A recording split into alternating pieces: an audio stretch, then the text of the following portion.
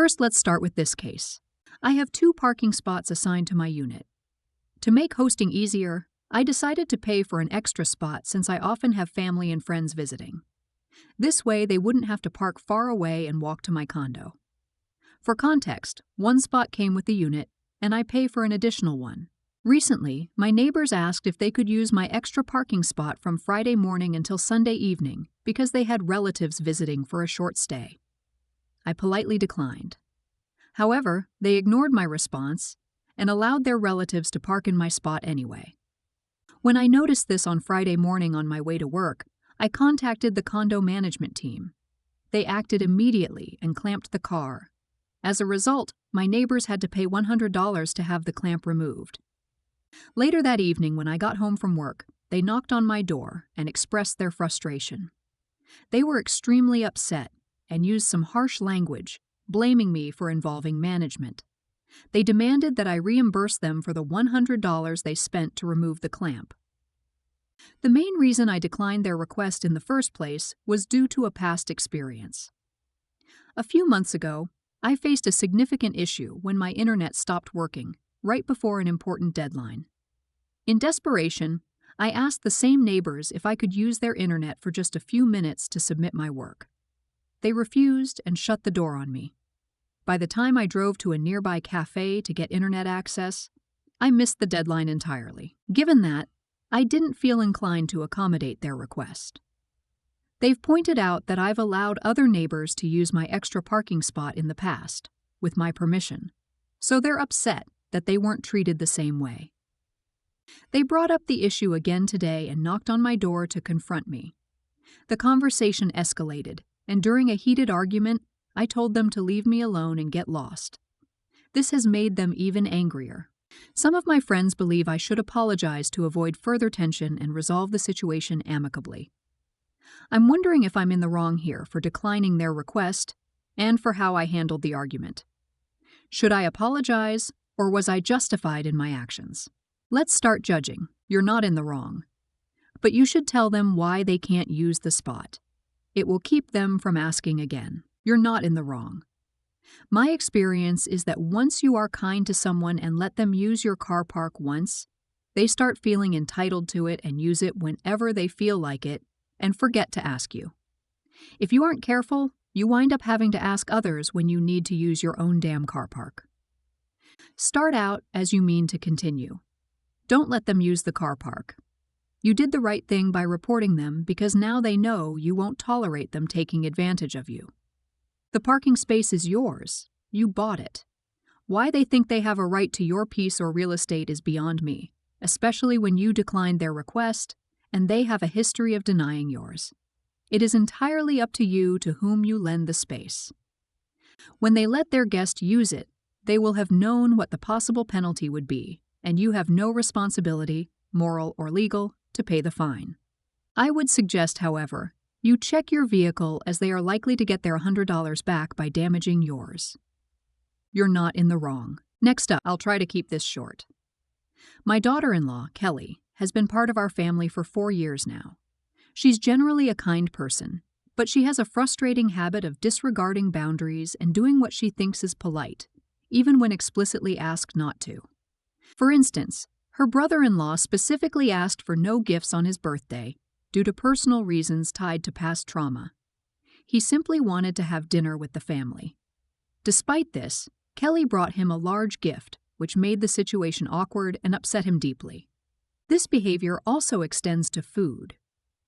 Whenever someone is hosting an event, she insists on bringing a food item as a hostess gift, even though we've repeatedly asked her not to.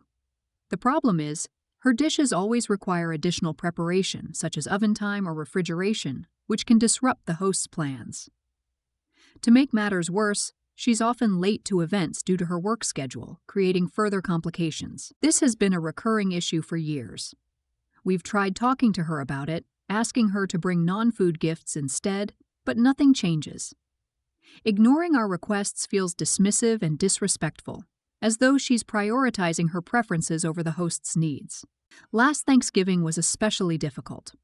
She arrived late and her casserole needed to be baked, which delayed the meal. After discussing it with her, she repeated the same behavior at Christmas. We've attempted compromises, such as not reheating her food and returning it to her, but she reacted negatively and made comments throughout the evening. This pattern has continued for 4 years, despite our efforts to address it. This year, I've drawn a hard line. I told Kelly last month that if she brings food to Thanksgiving, she will not be welcome at the event. I also sent a reminder text today, reiterating the request. However, my daughter informed me that Kelly still plans to bring food. Would I be wrong to follow through and ask her to leave if she brings food again?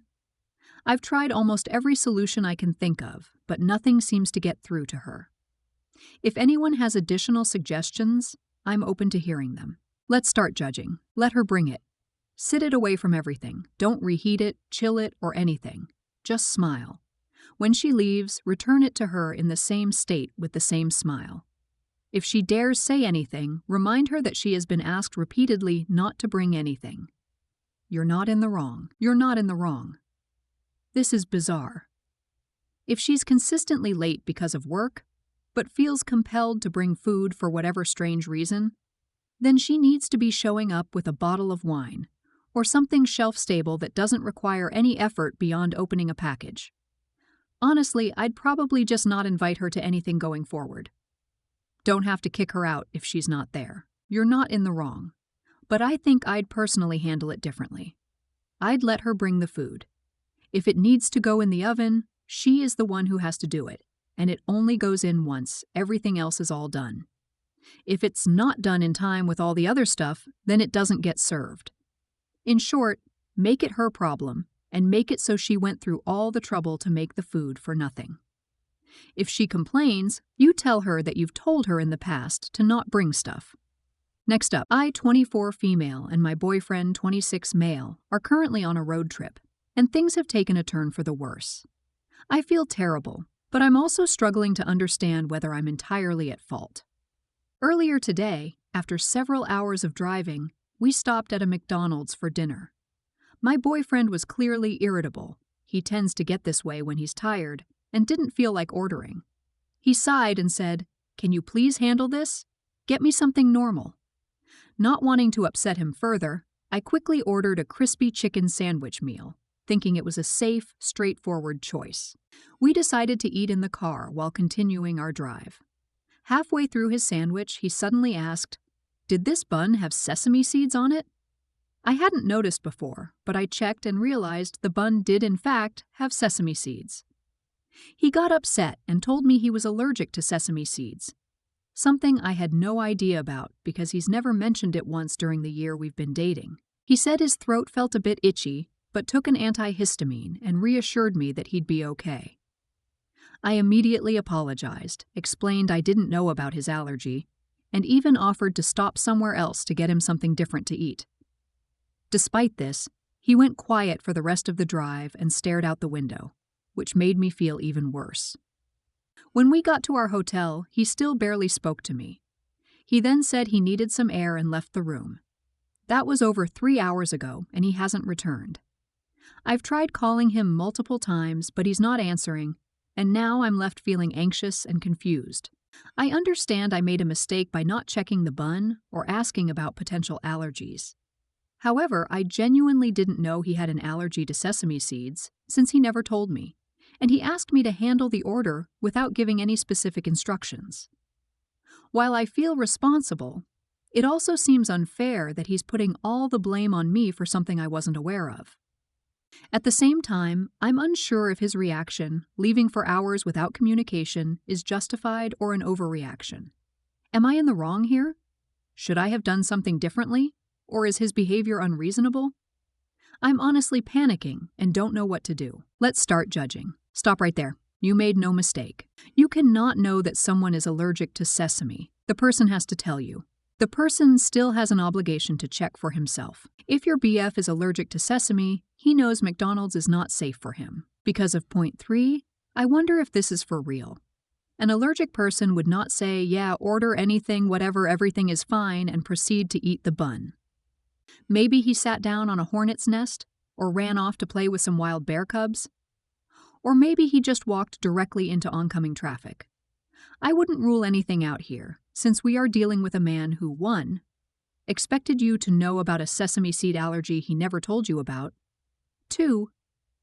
Did not give you any special instructions when asking you to order him food from the restaurant that very famously serves sandwiches on sesame seed buns. And 3. Apparently did not look at his food before eating it, and remained confused about visible ingredients in it even after consuming half of it. You're not in the wrong.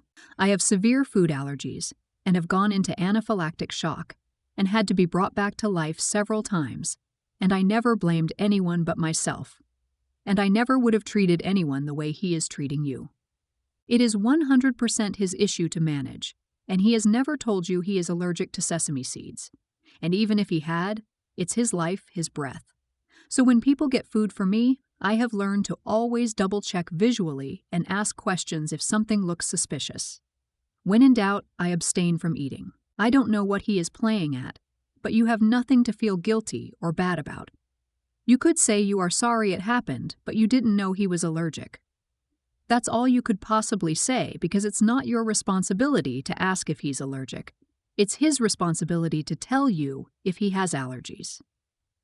This is a gigantic red flag. Not only how he is reacting to it by blaming you, going silent, not answering phone calls, but the fact that it honestly wasn't that big of a deal in the scheme of life and death emergencies and he ultimately caused it, became melodramatic, sullen, and ridiculous over it. His reaction to you is enough of an issue that you should not continue forward with him. Next up, my girlfriend, 25 female, and I, 26 male, spent Thanksgiving at my parents' house from Wednesday to Sunday.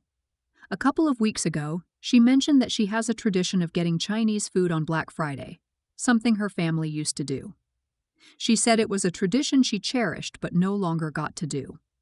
Initially, I brushed it off, suggesting we stick to Thanksgiving leftovers since my mom prefers us to eat together as a family. I also didn't want to exclude others or cause unnecessary disruptions. However, my girlfriend explained how important it was to her, so I agreed. On Wednesday night, I told my mom about our plan to go out for Chinese food on Friday. My mom seemed visibly upset, so I asked my girlfriend if we could move the outing to Sunday instead. She agreed, and I thought that settled it. On Friday around 4:30 p.m., my girlfriend brought up that she was upset and felt I didn't care about her feelings. I was confused since I thought we'd resolved the issue by planning to go out on Sunday. She said she still wanted to go out on Friday. I immediately told her, "Let's go," but then she said she didn't want to anymore because she had eaten a big breakfast earlier. I suggested we could get takeout later, but she declined, saying it was fine, and we didn't go out at all. Later that evening, she brought it up again in the car. To her credit, it was a calm and mature conversation where she said she needed to work on letting things go. I assumed we'd reached an understanding and moved on. However, this morning, Sunday, she brought it up again. She admitted she was still upset that I dismissed her feelings. She also revealed that this tradition is deeply tied to memories of her late grandfather, who passed away 3 years ago, which is why it holds so much significance to her. She said she felt like we were making fun of her desire to get Chinese food, which wasn't the case at all. I reassured her that if I had known how meaningful it was, we absolutely would have gone on Friday without hesitation. She insists she's not mad at me now, but I still feel like she might be. She also said I should have read between the lines earlier. I genuinely thought I was accommodating by suggesting Sunday, and I tried to make it work when she brought it up again on Friday. Did I handle this poorly? Should I have recognized how much this tradition meant to her earlier? Am I the one at fault here? Let's start judging. Initially, I was going to say you weren't in the wrong, but after rereading it, I have to say, you're in the wrong. First off, you initially dismissed her tradition, expecting her to completely abide by your family's traditions and schedules. You just don't get to do that. She's a human being with an actual past, not some prop that was created just to fulfill a role in your life. Then, when you guys did come to a compromise, you let your mom emotionally manipulate you into doing what she wanted and disregarding what your girlfriend wanted yet again. Trust me on this, man. You cannot let this become a thing. I have 2 sisters, And both left their husbands in large part because the husbands' moms would not get the hell out of their relationships.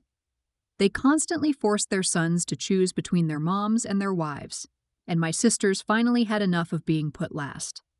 Your mom absolutely must accept that your life isn't going to be devoted 100% to her anymore, unless she's happy to torpedo every relationship you have. If you're not ready to make that decision, you're not ready to be in a relationship. A lot of people have been saying that he eventually agreed to go, but that was after he initially completely dismissed it, his words, and she had to explain to him that it was important to her. He then put her in a situation where she basically had to acquiesce to his mom by putting her on the spot, and when she later tried to explain that she felt unheard and wanted to have a conversation about that, that's when he agreed to go again.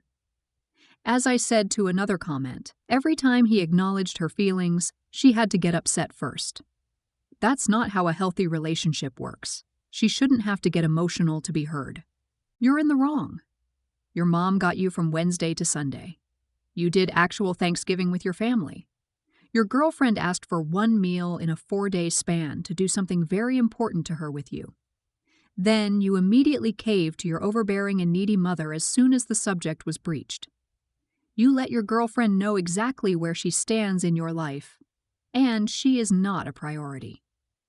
Unless she wants to be subordinate to your mother for your entire relationship, it sounds pretty doomed.